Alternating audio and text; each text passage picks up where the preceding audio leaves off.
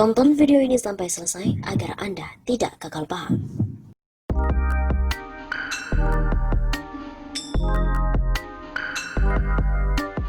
Rezim Jokowi buang-buang duit gelontorkan 90,45 miliar rupiah untuk influencer.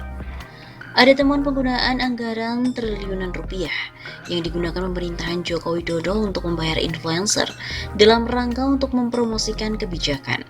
Setidaknya berdasarkan dari temuan Indonesia Corruption Watch, total anggaran belanja pemerintah pusat di rezim Jokowi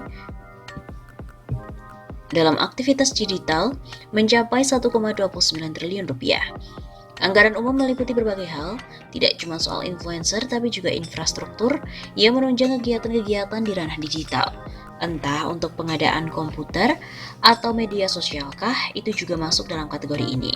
Ujar peneliti ICW Egy Primayoga saat konferensi pers bertajuk Rezim Humas, berapa miliar anggaran influencer yang diselenggarakan oleh ICW pada hari Kamis 20 Agustus yang lalu.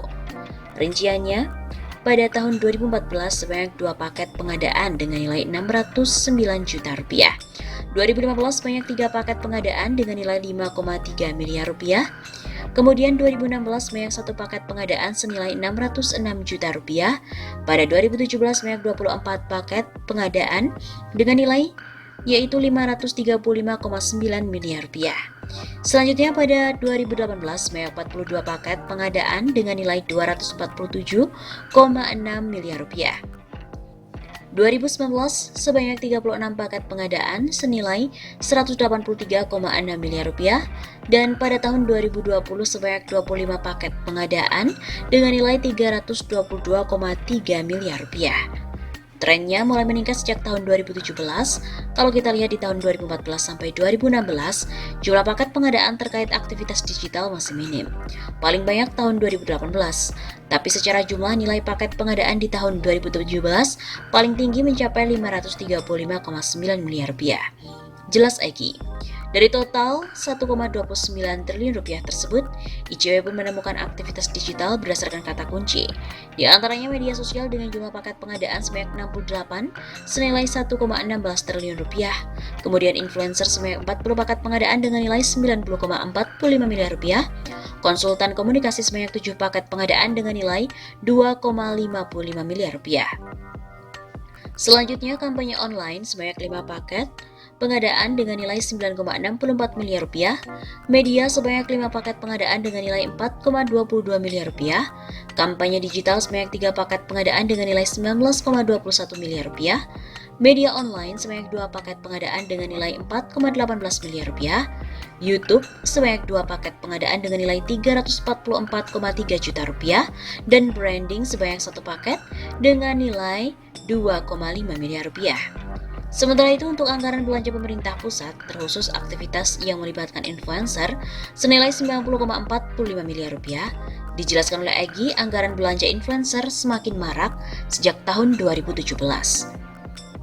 Di tahun 2014 sampai 2016 kami tidak menemukan kata kunci itu dan mulai ada penggunaannya di tahun 2017 hingga akhirnya meningkat di tahun-tahun berikutnya. Begitu kata Egy. Rincian penggunaan influencer yakni tahun 2017 ada 5 paket pengadaan senilai 17,68 miliar rupiah. Rincian penggunaan influencer yakni tahun 2017 ada 5 paket pengadaan senilai 17,68 miliar rupiah. Tahun 2018 banyak 15 paket pengadaan senilai 56,55 miliar rupiah. 2019 banyak 13 paket senilai 6,67 miliar rupiah dan 2020 sebanyak 7 paket pengadaan senilai 9,53 miliar rupiah. Data tersebut dikumpulkan oleh ICW melalui website LPSE dari 35 kementerian, 5 lembaga pemerintah non-kementerian dan 2 lembaga penegak hukum, yakni Kejaksaan Agung dan juga Kepolisian RI. Periode yang ditelusuri ialah sejak kepemimpinan Jokowi, namun pengumpulan data baru dilakukan sejak 14 Agustus hingga 18 Agustus dengan kata kunci pencarian di website LPSE diantaranya media sosial atau sosial media, influencer, key opinion leader, komunikasi, YouTube, Facebook, dan sebagainya. Rezim Jokowi pun hanya buang-buang duit untuk bayar influencer yang unfaedah. Penggunaan influencer hingga menggelontorkan uang sampai dengan 90,45 miliar dinilai hanya membuang uang sia-sia. Begitulah kata peneliti Institut Riset Indonesia atau INSIS, Dian Permata. Menurutnya pemakaian jasa influencer ini tak berguna dengan baik dalam menyukseskan program pemerintah. Karena tidak ada ukuran yang ajak apakah penggunaan influencer dikatakan berhasil. Teknik komunikasi publik dianggap berhasil apabila publik paham dan mengerti hingga menggunakan produk kebijakan yang dikeluarkan. Ujar Dian Permata kepada kantor berita politik RMOL pada hari Jumat 21 Agustus. Bagi Dian, kerja-kerja influencer hanya sebatas menyampaikan konten saja, tanpa bersinggungan sebagaimana konten itu berguna atau tidak bagi publik.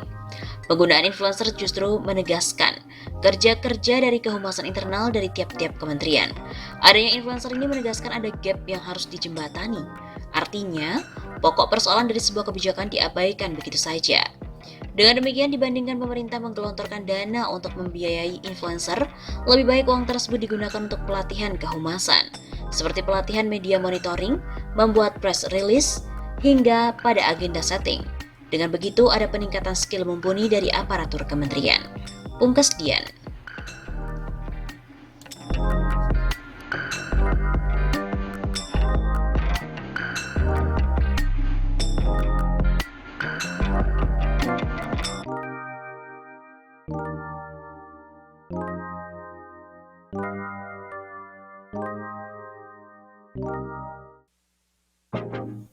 Artis-artis yang diundang Jokowi ke istana adalah sebagai kacung.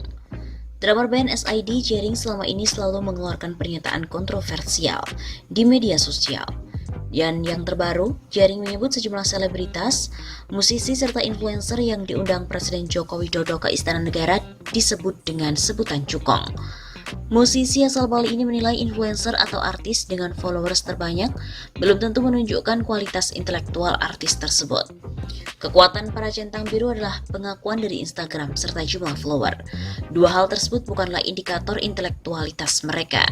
Ucap Jering dikutip akun Instagramnya @grnx pada hari Sabtu 18 Juli. Bahkan seringkali kebalikannya. Makin bodoh dan rela jadi kacung, makin suka membodohi, makin banyak pula followersnya. Imbuh Jering. Dia mengatakan artis, musisi, dan influencer yang diundang Jokowi akan memberikan serangan kepada orang-orang seperti dirinya. Setelah diundang menemui presiden, mereka akan mulai menyerang secara halus orang atau akun seperti saya. Dan dari sekian banyak yang diundang, hanya satu yang saya rasa layak saya ajak debat karena sisanya kacung semua. Kecuali Dunia Manji. Tulis Jering.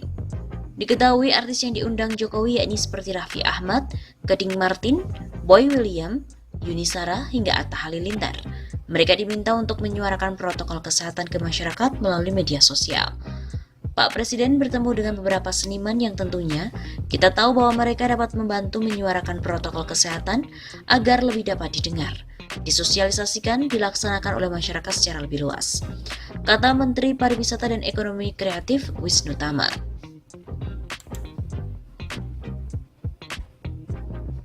Demi selamatkan bangsa dari pandemi, Presiden Jokowi undang sejumlah artis.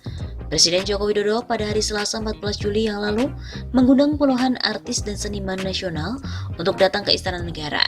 Mereka diantaranya adalah Butet Kertarajasa, Tompi, Raffi Ahmad, Cak Lontong, Yuni Shara, Gading Martin, Once, Andre Taulani, dan beberapa artis lainnya. Salah satu isu yang dibicarakan adalah bantuan dari para artis untuk mensosialisasikan program pemerintah dalam menyelamatkan negara atau mengedukasi masyarakat tentang bahaya COVID-19.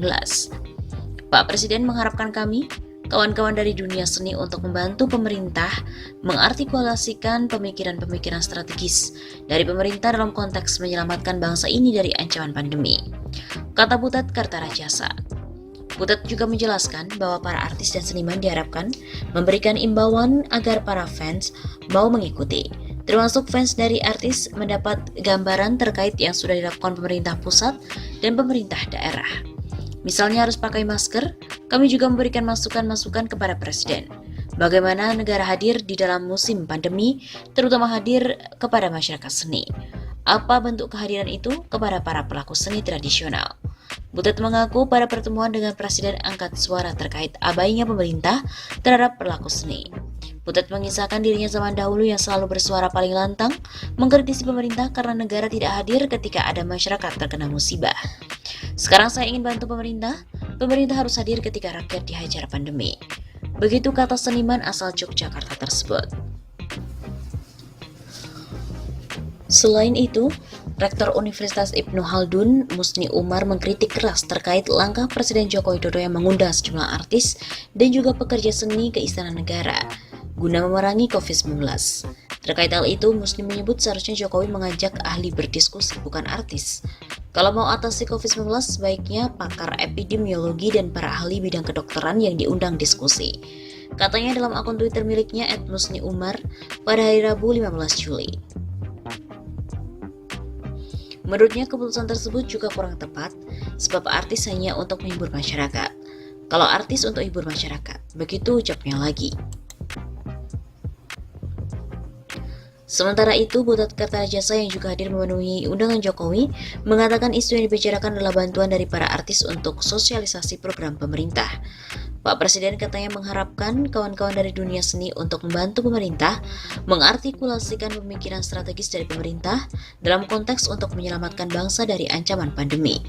Selanjutnya, ia juga menjelaskan bahwa para artis dan seniman diharapkan memberikan imbauan agar para penggemar mau mengikuti. Termasuk fans dari artis mendapat gambaran terkait yang sudah dilakukan oleh pemerintah pusat dan juga pemerintah daerah.